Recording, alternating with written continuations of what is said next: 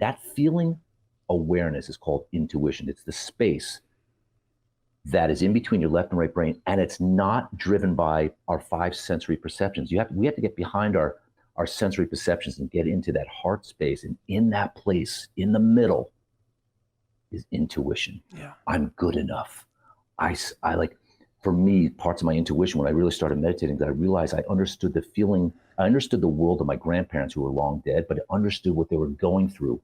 I understood how they got to where they were. I understood their disposition and response to the world. And people are like, well, how can you do that? I'm like, because I could feel into it. Yeah. And our parents passed down biomagnetically their lives, and their parents passed it down to them. So we're really just at the end of this long stream of biomagnetic, bioelectrical energy, and every thought is emanating, every feeling is emanating out of your heart, right? So your parents emanated their feeling bodies into your heart, you soaked them up, and now what you're doing is trying to make sense of what's in there, and the only way is in this intuitive space when you're quiet. Yeah. And unfortunately, the only way to get to intuition, and maybe somebody can call me out, is through sitting really quietly and just listening and waiting, and something's going to come up. That was a long diatribe. I apologize. No. So I like coffee. it. It's got me thinking about it a lot, and I want to see if I can put some of this into words. And so, to me, I don't know. I've never really thought about what intuition is. It's something that you know. But to me, when you said, you're good enough, that was kind of a realization to me that intuition, it seems, is predicated upon experience, whether or not that is something that we go out and do, whether it's running or taking classes or whatever. It seems like it's predicated upon experience. You're able to intuit when something is going to happen because it's something that you've done before. And so knowing that you're able to sit with yourself and intuit, whether or not you're good enough or just something you feel like is going to happen, that just that is to me a perfect example of feeling fulfilled, feeling like you've been through the ringer in life, and you know this beyond a shadow of a doubt because you're good enough at this point in time. Beautiful. I love it. So two things as you're talking. If you were to walk into your bedroom or your classroom when you were in third grade or second grade, and you asked your third grader, are you good enough? Your third grader would be like, well, what do you mean? Right. Like, are you like, do you feel in the world? Yeah, mom and dad are cool, whatever. Yeah, I feel good enough. Right. And so what's changed? The outer world has bombarded us, and our karma has kind of introduced us to all the things that we're not. Yeah. Right. Because it's really easy. Our left brain's dividing good or not good, bad or not. But the child, the first 8 years of a human being's life are pure limbic. They're pure right brain. So is my fourth grader good enough? Well, if he's on his bike riding with my dog, he's totally good enough. Absolutely. Right. And so intuition is tapping in to the ancient feeling body of the child that was infused by the parents, infused by their parents, blah, blah, blah. And so you're just trying to get back to that space. Here's another thing that Joseph Campbell talks a lot about is intuition. You said experience. It's a powerful word, right? So I'm 56. Right. I've had a lot of experiences, but when I started sitting, I started intuiting experiences that I hadn't had in this lifetime that had been passed down to me through my limbic biomagnetic heart belly system, because our heart's an antenna. It's soaking in our parents' world. And so I was having insights that you would think, well, how would you have that insight? You're only in your 30s and 40s. I'm not saying like I solved any math equations, right? But my intuition taught me what it's like to be human. And what happened is I understood my own suffering, my own sadness. I can tear up just talking about.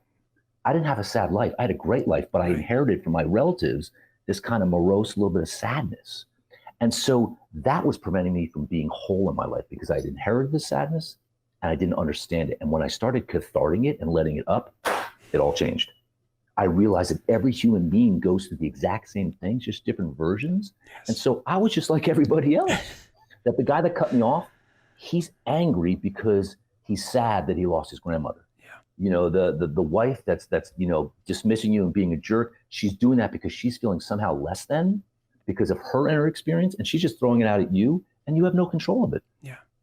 So intuition is this powerful place of, and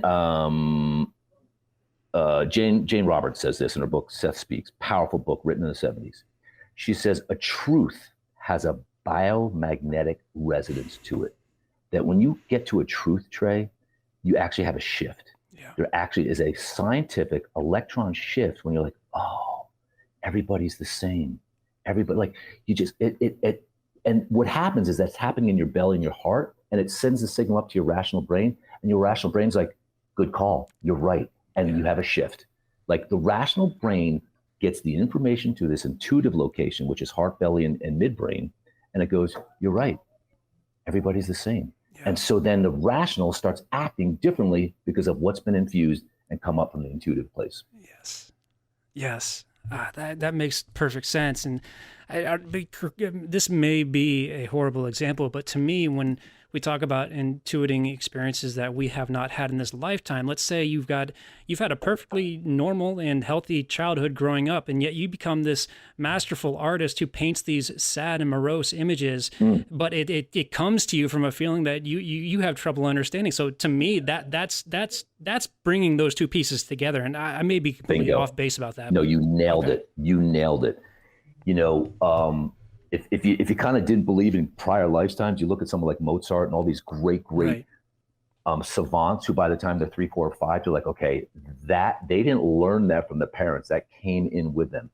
That's the beauty. So let's go back to what you said half an hour ago. People are scared of this inner world. They're scared of sitting. Why, Trey? You just solved it. They're scared because, oh my gosh, I've got stuff in here, not only from this life, but I've got my parents' sense of self. I've got my parents. Here's a great example, and I use it all the time, and you know, my mom chuckles. I watched my mom, amazing. My parents are still alive. They're the most incredible two people on the planet, 89 and 86. But my mom browbeat my dad over the years. Yeah. She browbeat him. Yeah, you know, whatever. Every relationship's 50-50. He should have stepped up more. The point is, I soaked in that, witnessing the browbeating, and I soaked it in my limbic body, didn't know it. So when I came out into the world in the 20s and 30s, I was kind of angry at women. And I'm like, once I started sitting, like, hold on, Bill, why are you angry at women? No woman's ever dissed you. They're trying to get more information from you. They're trying to have a good date. And I realized that I had witnessed that and soaked it. It wasn't good or bad. I just realized, oh, okay, that was their world. I've got my world. And it just opened everything up. I understood the feminine more, understood myself, understood the little boy in me who was sad or lonely, whatever. And it was just this huge cathartic realization, like, oh, okay, I soaked in that. I found it in my intuition. And that's their world, and I'm in this world, and I'm pretty okay. Yeah. I mean, nothing's been that simple. I spend a lot of time in tears. I mean, full candor, you know, I've done almost 8,500 hours of meditation in the last 25 years, and I would say probably 70% of the time there's a tear that comes up. Yeah. Where's it from? I don't know. It doesn't matter. The body processing it.